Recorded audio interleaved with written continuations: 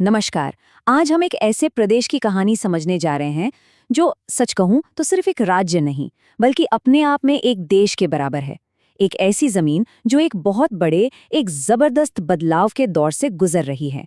तो चलिए मेरे साथ सफर पे चलिए और समझते हैं उत्तर प्रदेश का $1 ट्रिलियन की सुपर स्टेट बनने का पूरा ब्लूप्रिंट।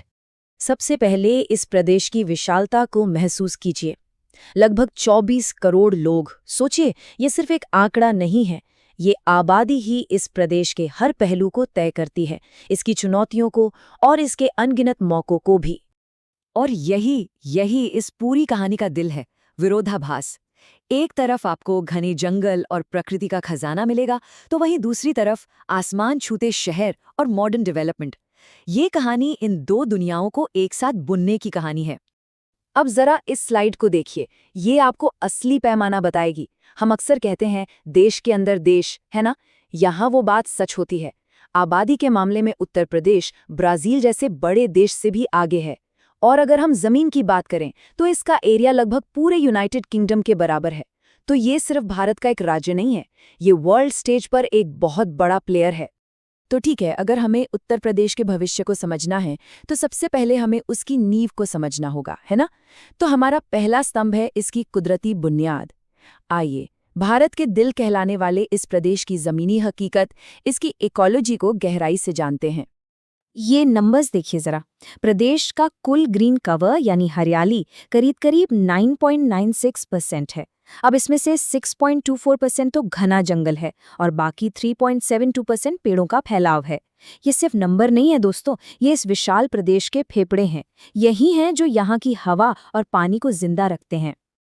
और उन जंगलों में कौन बसता है? ये शानदार जीव, बाघ। उत्तर प्रदेश में 4 बड़े टाइगर रिजर्व हैं और हाल ही में 2022 में रानीपुर टाइगर रिजर्व को भी इसमें जोड़ा गया है।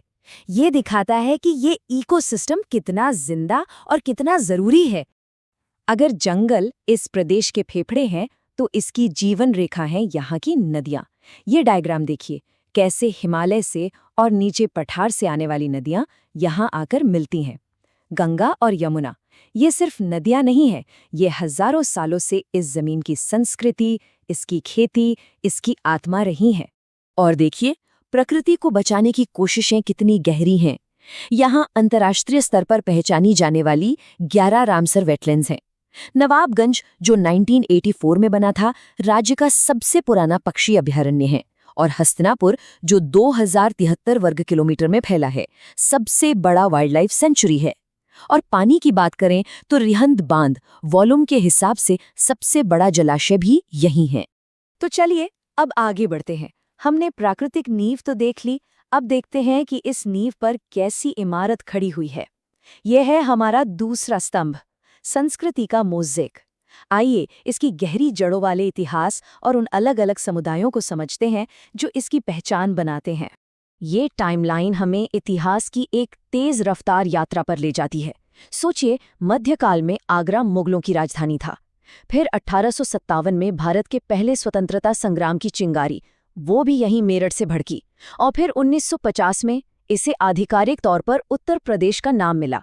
ये प्रदेश हमेशा से भारतीय इतिहास के केंद्र में रहा है। अब बात करते हैं यहाँ के मूल निवासियों की, जिनकी जड़ें शायद सबसे गहरी हैं। उत्तर प्रदेश में 15 प्रमुख जनजातीय समुदाय रहते हैं। और ये पिरामिड देखिए, ये कितना दिलचस्प है। कुल जनजातीय आबादी का लगभग आधा यानी 50% हिस्सा सिर्फ गोंड जनजाति का है। ये विविधता ही तो इस प्रदेश के सामाजिक ताने बाने को मजबूत बनाती है। और अगर इस सांस्कृतिक विविधता का कोई केंद्र है, कोई एपिसेंटर है, तो वो है सोनभद्र जिला। यहाँ पर जनजातीय समूहों की आबादी भी सबसे ज्यादा है और उनकी विविधता भी। सच कहें तो ये जिला उत्तर प्रदेश का जनजातीय दिल है। यहाँ की संस्कृति सिर्फ इतिहास की किताबों तक सीमित नहीं है, ये आज भी सांस लेती है, जिंदा है। चाहे वो लखनऊ घराने का मशहूर कत्थक हो या लखनऊ की नाजुक चिकनकारी और मुरादाबाद का चमकता पीतल का काम।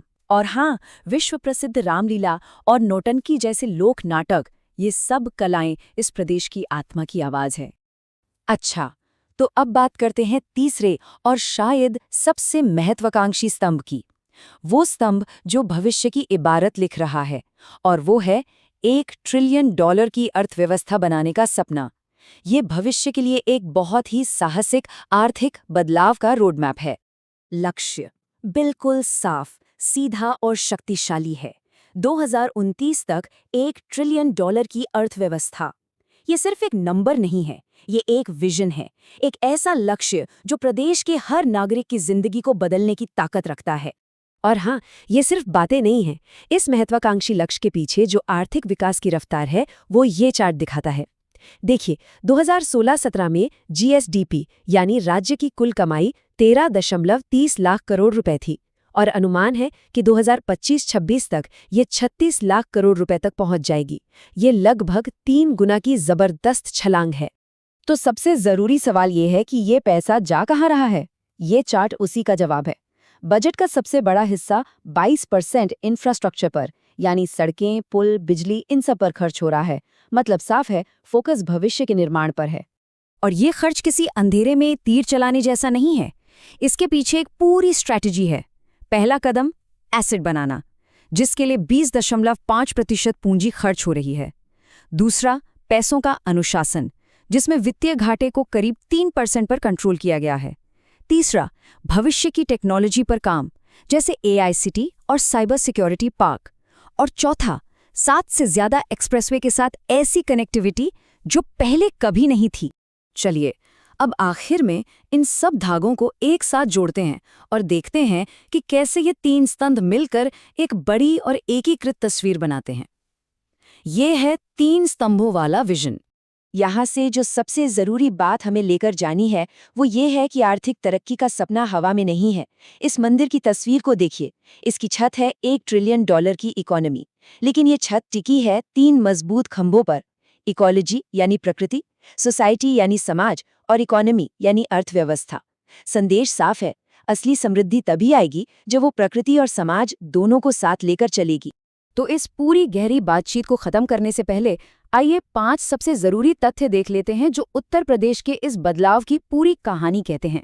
याद रखिएगा, जंगल और जनजातियों के हिसाब से सबसे बड़ा जिला सोनभद्र, सबसे बड़ी जनजाति गोंड लगभग 50%, पानी के वॉल्यूम में सबसे बड़ा बांध रिहंद, अंतर्राष्ट्रीय वेटलैंड्स 11 रामसर साइट्स, और अर्थव्यवस्था 10.8% की सालाना चक्रवृद्धि विकास दर और 9.12 लाख करोड़ का बजट।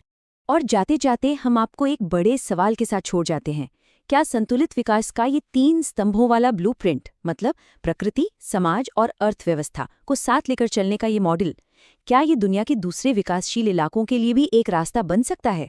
इस पर सोचिएगा जरूर।